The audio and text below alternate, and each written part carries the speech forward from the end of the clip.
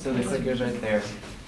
Right, so you all will have 15 minutes to present. I'll give you a 5-minute warning and a 1-minute warning if you need it.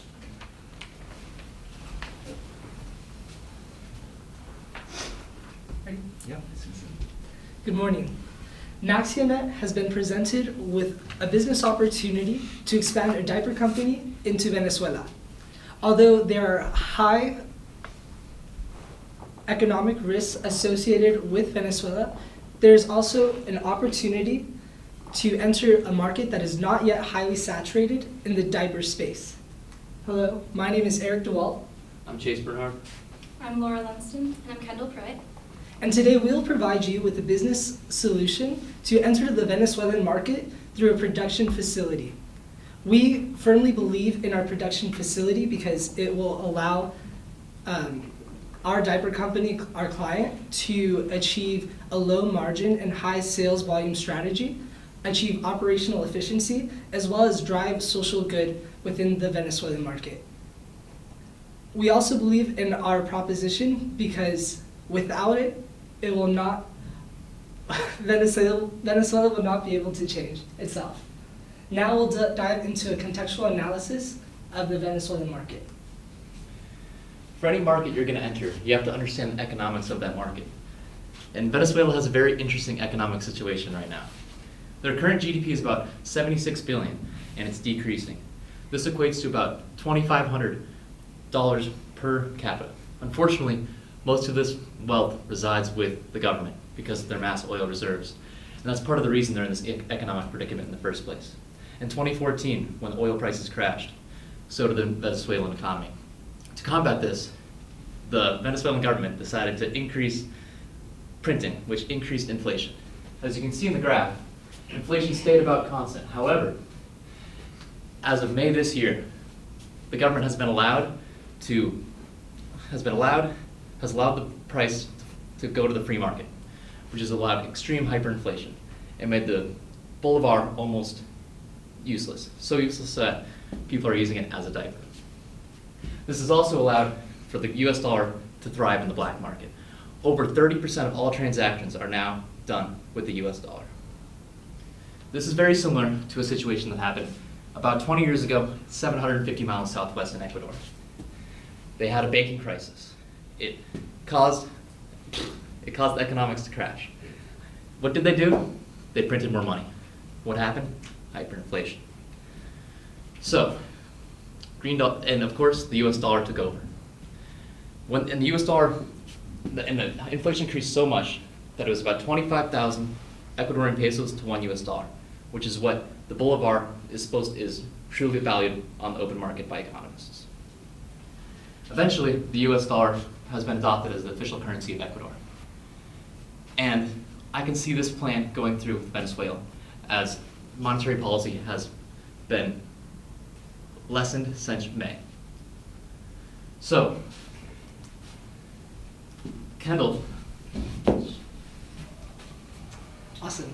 So in order to be successful within the Venezuelan market and moving forward with our business proposition, we identified a few project objectives and key performance indicators, as well as barriers that we must overcome to be successful.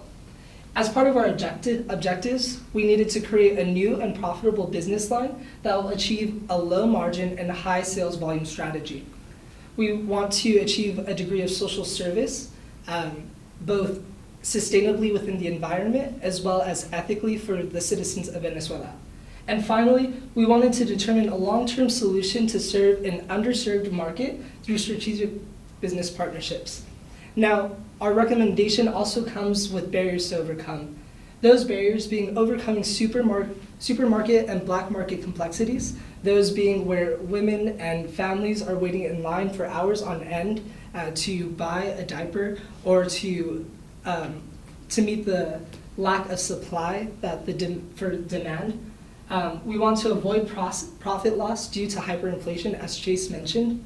And finally, we must identify the right business partners in order to be successful for a long-term strategy. So now we'll provide you with our decision process and an in-depth solution. So when we were presented with this case, we saw that there was 4 potential entry strategies within the Venezuelan market, but we wanted to value based on 4 different criteria.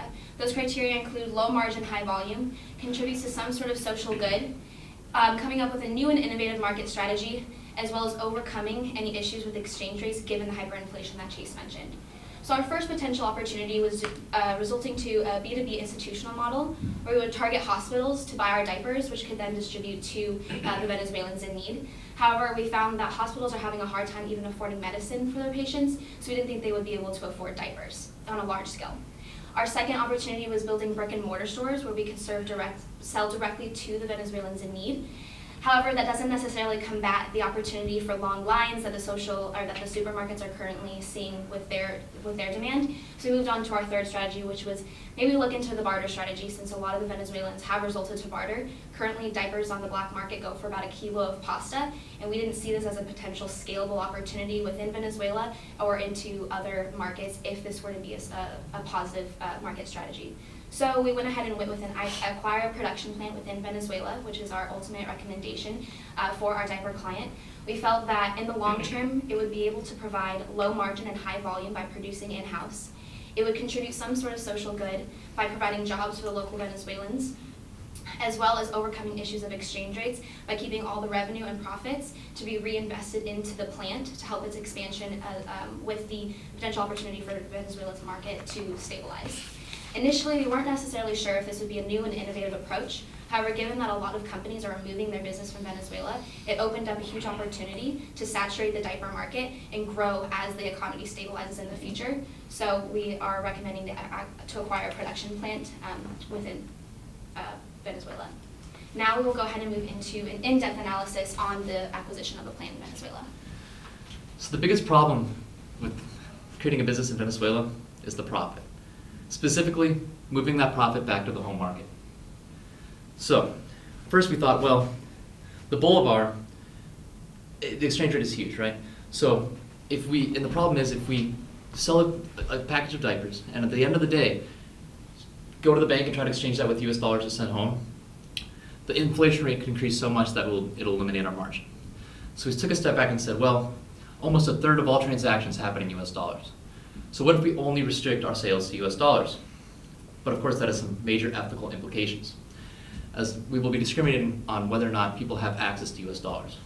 Additionally, it has economic implications in the fact that if we start taking US dollars out of the market, it's eliminating the one stable currency that they have. So, additionally, that will decrease the savings rate and decrease people's purchasing power. So we said, all right, we must keep all of our revenues for the first 2 years within the market. But if we just have our revenues sitting in a bank in Venezuela, we're gonna lose a lot of money. So we decided to invest in capital, and that's why we invested in a production plant. But our revenues alone are not gonna be able to afford the plant. And that's why we're also looking to partner with a social investment firm, and we're gonna have a corporate social responsibility campaign in the United States to help fund it. But in order to get funding, we have to have a viable product. So Laura's gonna enlighten us with the product. Thank you. So now diving into our channel strategy, we first had to look at the pricing and packaging of our product. We wanted to provide a biodegradable, disposable product to our consumers to not only offer convenience for them, but to also address the growing trash concern in Venezuela. We're going to price these products at 17 cents with 4 cents of profitability per diaper. This will be a consistent rate in US dollars. However, we will price it in bolivars in the market. We are going to offer a 12-pack, which is slightly increased from the packages you see in market right now. And we are going to focus on offering small and medium sizes to have an emphasis on providing care for infants. So now we're going to dive into the product positioning. In order to foster a successful positioning strategy, we identified that we must position our product within the United States and Venezuela. So specifically within the United States, and as Chase mentioned, we will be offering a social responsibility marketing initiative in which a short-term product adoption strategy, we will be providing 1 free pack of diapers to every infant born in a hospital within Venezuela. We see this as a great opportunity to put our product within the hands of the Venezuelan market, and we are saying that these are the diapers with you from the beginning. So this is also an opportunity not only to put it in the hands of the Venezuelan market, but put our product out in within the free market so that while our production facility is being built, we are generating those revenues. In terms of a long-term strategy, this will benefit because we are maintaining, fostering, and growing brand equity. And in terms of the product strategy, offering a market price of 17 cents. However, we are offering our product that is biodegradable, which adds incremental value to our consumer. Now we'll discuss our operational strategy from a funding standpoint. So as Chase mentioned, our diaper plant will be receiving funding from 3 different sources. Primarily, we're looking to ask Acumen, which is an investment firm for social ventures, to provide us with $1 million for the initial production of the plant.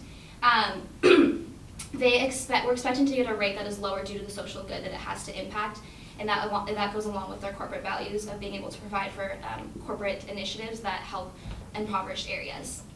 Another portion, about $500,000 from the profits made on the U.S. sales, will go towards the production plant facility, and then another $1 million in revenue from the Venezuelan diaper sales we're hoping to put in towards the end of the production plant to finalize the building of that factory. Within the first 2 years, selling at 17 cents per diaper, we're looking at a goal of 5.9 million diapers produced and sold within that timeline. So not only are we looking to get an investment from Acumen, we're looking to potentially partner with them for future initiatives as well, given that they're changing the way the world tackles poverty. Their investment approach at Acumen is offering equity or debt ranging from $300,000 per project to $2.5 million. So our ask of $1 million social venture investment falls right within that range of the products they're used to. They're also looking at a payback period of about 7 to 10 years. Their strategy is to expect a long-run return on their invested capital, but they're not expecting high financial returns given that our companies are serving some sort of social good. And even though they have a 7 to 10 year maximum for how long you can pay back your investment, we think that we can pay back sooner, but we're hoping to use the majority of our sales to be reinvested into the production plant to expand the business with the potential stabilization of the economy. We also feel that we align with one of the 4 strategies of what Acumen looks for in their clients. This question, we feel that we answer this question: how can we enhance the basic education, job readiness, and economic mobility of disadvantaged groups? We're offering diapers that provide for the Venezuelans in need, as well as providing potential jobs. Now we will go over a brief timeline of our production strategy. So we've developed this timeline to provide us the highest level of operational efficiency with the quickest returns. Diving into year 1, we are going to launch our products in both the U.S. market and the Venezuelan market, as well as begin construction on our factory plant. By year 2, we will be able to open this factory plant, no longer needing imports from the U.S. This will also mark our break-even point, and based on this success, we are going to look at reevaluating new product lines to launch in the Venezuelan market, as well as expanding to neighboring countries such as Colombia. We know that our solution will provide a positive impact for Venezuelans. We know this because we will increase supply, which will lower the market price and provide at least 20% of the demand in the current market. We also will address the environmental concerns by providing improved quality, biodegradable products, and our factory will provide jobs for locals where we will pay them at above minimum wage rates. And lastly, we provide a social service for mothers and infants in Venezuela that will directly and positively impact their lives. And to wrap it all up, as Laura mentioned, we are confident in our solution because it will achieve a low margin, high sales volume strategy. It will drive social growth both economically, ethically, as well as sustainably. And it will achieve operational efficiency as smooth as a baby's bottom. Thank you, and we open the floor to any questions. All right, thank you. So we'll now have 8 minutes of judge question and answer. So you identified at the beginning that there was a need for just basic supplies in Venezuela. Starting up a plant is a great idea. It's definitely very capital intensive. What is your short-term strategy for getting diapers more specifically, into Venezuela prior to setting up the plant? Absolutely, and so that's something that we did consider, and that touches back on our short-term strategy for product positioning. So I'll take it back here. So we will enter the Venezuelan market immediately partnering with our existing suppliers. We figured that we will subsidize the costs to enter the market in Venezuela through the premium that we are charging for U.S. goods. So U.S. consumers are 50% more willing to pay a premium on a product if they know that it's going toward a social good. And so we are subsidizing those costs. And then in terms of a marketing strategy to really push our product, we are putting it in the hands of mothers when infants are first born. So that is the short-term strategy, just to generate revenues. And then in the long term, achieving economies of scale through our production facility. With Kimberly Clark leaving because of raw material shortages and you're gonna look long-term to build a plant, how are you gonna acquire raw materials? So when we were looking at potential suppliers, we wanted to make sure that the ones we had partners with would have access to those potential materials, whether that be in a different country or not. Along with aligning with those 4 criteria that we had for our potential strategies of being able to do high volume, avoid exchange rates and such, that was sort of for our potential strategy moving forward. The long-term strategy is more for those 4 criteria, but that we wanted them to be able to have access to those materials, be able to import into Spanish-speaking countries, and then hopefully be able to subsidize those costs with our sales or potentially use the loans that we were initially getting from our investments to access the potentially higher costs we would have to take on in the beginning portion of our suggestion. To clarify, we're going to be importing a lot of raw materials from Brazil. We've put our plant in Valencia, which is one of the biggest ports and the biggest industrial area in Venezuela, and then effectively applied tariffs on raw materials from Brazil to Venezuela is just under 2%, and then for chemicals it's even less than 1%. So we don't have to worry too much about tariffs. It's really close. Shipping costs will be low. What about the retail landscape in Venezuela? Have you guys identified that landscape, what sorts of supermarkets or point of sale options you would be targeting initially? In terms of retail, we did, as we mentioned, we did consider a brick and mortar approach, but we figured in the long term, we will be benefiting not only our client, the diaper company, but also Venezuela's economic status, because if we're producing in the market, we're increasing supply and decreasing the shortage of diapers in the market. So hopefully therein, we are no longer like at a shortage for consumers when they're purchasing in product. However, we do plan to enter in terms of supermarkets, into supermarkets, so it's able to be in the hands of the masses. Mm-hmm. I really like the idea of a pack of diapers per baby-born hospital. The question would be, how will you be paying for that, and I don't see any numbers or anything on how much that will cost. Yeah, so our cost breakdown, we have the assumption, so we assume that it's going to cost 11 cents per diaper on the first 2 years, but once we build the plant, we're confident we'll be able to cost to 6 cents, and that's when we'll really start to be able to do that initiative. Obviously, we're going to do it first and subsidize the costs with the American market, as Eric mentioned, but because we're not planning, even though we have the capability to pay back our loan in 2 years, we don't plan on paying it back in 2 years because the interest rate is so low. Instead, we're going to be using all that excess revenue and profits to fund that. So at 6 cents a diaper, packs of 12 is what we're selling it at. So that's $1. No, that's like 72 cents. So the cost is pretty low. The population growth rate is very low right now because people are too afraid because of the humanitarian issues.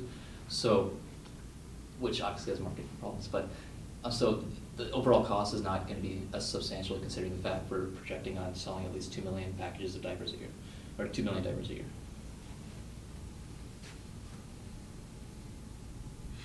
So what would be the actual pitch to Acumen as far as asking for the contributions? What would you be asking for specifically as the G4 team? So So we know that there's a lot of, Maxina has a lot of connections within these external markets when it comes to supplying, brand positioning, and entering external markets. So the hope is that we can basically capitalize on what Maxina is really good at and be able to outsource into and where there might be better opportunities within Venezuela, or potentially with Acumen and their investment strategies that they have in terms of like maybe mentoring within Venezuela given its economic conditions. Part of the pitch would be the social good aspect that was super important within the case that Maxina wanted to produce, knowing that it's super risky as well. It may not be a short-term return, but the long-term effect of being able to establish a brand early on in crisis that could potentially make it super far as the economy stabilizes would position Maxina as with a brand of diapers that could potentially expand within South America a lot larger than its current state. Additionally, our risk is really low because of our parent company. So even if we do default on the loan, we believe our parent company would be able to subsidize our costs and co-sign on it. So if we do somehow fail and with political instability, we believe we'll still be able to achieve that inflation rate, interest rate from Acumen. You mentioned some of the raw materials would be coming from Brazil, Yeah. specifically. Can you talk me a little bit through that logistics supply chain? Yeah, so as far as suppliers go, Brazil is a huge cotton market there. So when it comes to actual the cloth and stuff, I'm not really worried about finding a specific supplier. And as far as chemicals go, they do also do a huge chemical market. And raw materials are the #1 import from Venezuela, from Brazil. So the channels are already there. We already are in the biggest port. So I don't have specifics on which supplier we're going to or how we're going to source that necessarily, but they have a huge cotton market, they have a huge chemical market, and we're on the biggest port in Venezuela. So we put ourselves where the infrastructure is the best. As well, and when the blackouts happened in March, Valencia was one of the least affected cities. So. Wonderful. 30 seconds, any feedback? I thought it was great. Thank you so Thank much. you. All right, thank you. Thank you. Thanks. Thank you.